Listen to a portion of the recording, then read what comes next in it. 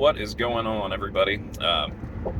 So I have a podcast episode coming out, but I got asked a ton of questions, so I want to answer some of them just on YouTube instead, just because I don't want the podcast episode to be like 7 hours long. I got asked like 25 questions, and some of them are nonsense, but some of them are actually pretty good. But like always, I say I will answer every question that I get, regardless of how ridiculously stupid they are.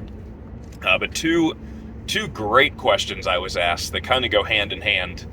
So I'm going to kind of answer them together. The first one was basically when you have a younger athlete that's newer to training, what are some of the priorities for both physical and mental training, to get them, to set them up to be as successful as possible in a new training program and everything, especially for somebody it's their first exposure to training. So I'm going to kind of answer this question first, then I'm going to talk about the other question for a second, because like I said, these go hand in hand.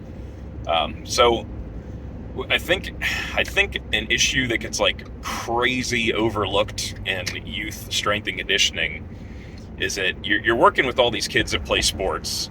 You've got maybe 1% of them that are going to go on and play at a high level, probably less than that, especially in high school. So let's, for the sake of this conversation, let's say 10% are going to graduate high school and either go, play rec beer league softball when they get to college, or like flag football, in a co-ed team or something like that, or they're going to go D1 in whatever sport they're in, because they're a phenomenal athlete and they just are awesome. So they're gonna do that. So let's say 10%.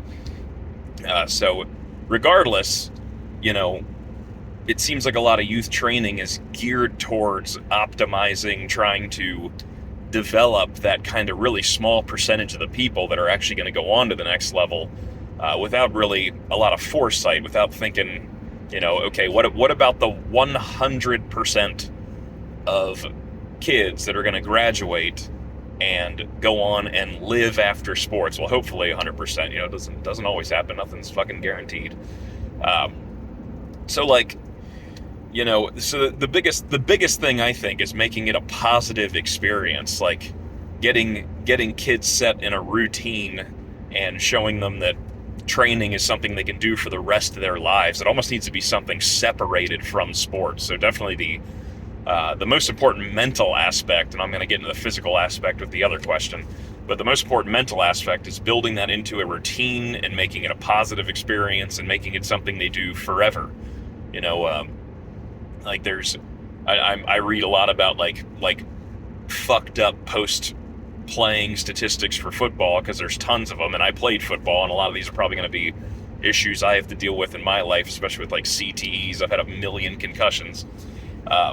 But especially football players, basically the longer you play football, the higher your instance of suicide, depression, anxiety, preventable chronic diseases, all this shit, all different kinds of cancer and shit goes up. So like physical activity and exercise is a miracle for all of those things.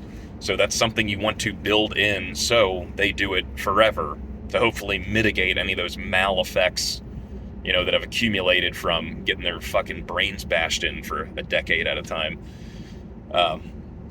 So that's key. The mental part of it for youth is just building that routine and teaching it in such a way that it's showing them why it's important for sport preparation, but then even more so importantly, showing them why it's important for a well-balanced, healthy, happy life, and why they need to continue to exercise forever. So I really think exposure to all kinds of different methods is probably a good idea, not just sports training, lifting and stuff like that. So